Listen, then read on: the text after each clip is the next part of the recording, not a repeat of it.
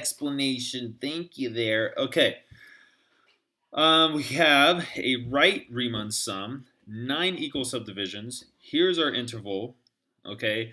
Recap. The way we find a Riemann sum is we find the area of each rectangle and we divide, or we add them. Divide, you crazy. All right, height, base. The height is found, the height of each rectangle is found by plugging in the x value. Now I'm going to call it x sub I. Don't hurt me yet. And then delta x is going to be our base. The delta x is the change in x, okay, from one x to the next x.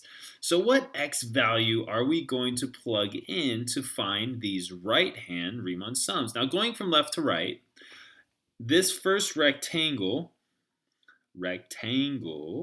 has a height that's determined by the right side of the rectangle. Now this is the left side, this is the right side. So what x value down here is determining the height? Well, the right side, but of course, okay, right, because it says right-hand Riemann sum. So we need to know, how do we get that first x?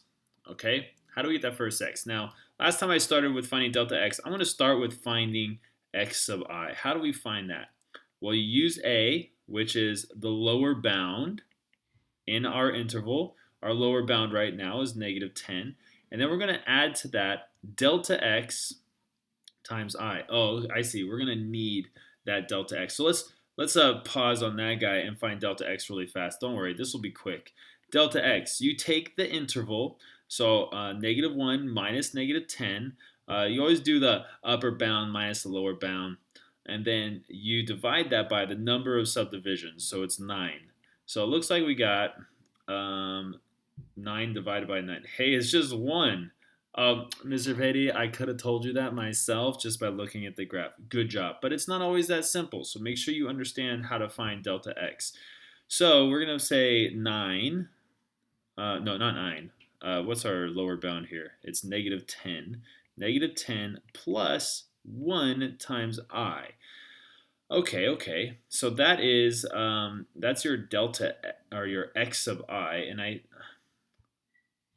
and so what do we need to plug into the first I to make sure we get this first number? Now this is a really easy one. We know that this first number is -9, so we would definitely need one delta x to add to the -10 to get the -9.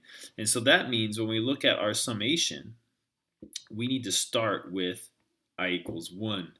So when we plug in our x into the f, we will get the first y value, the first height that we want.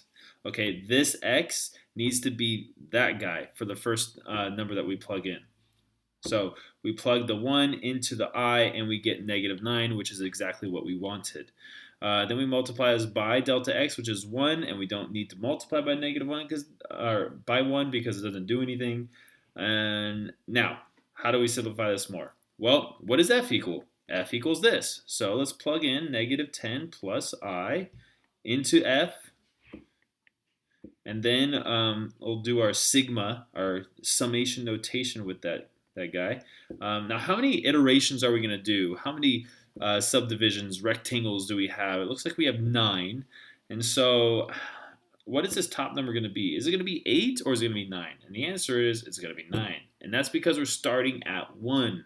If we were starting at 0, then we would want the top number to be 8. So this works.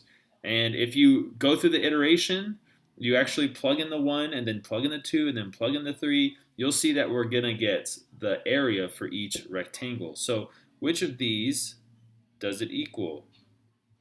It looks like this one right here.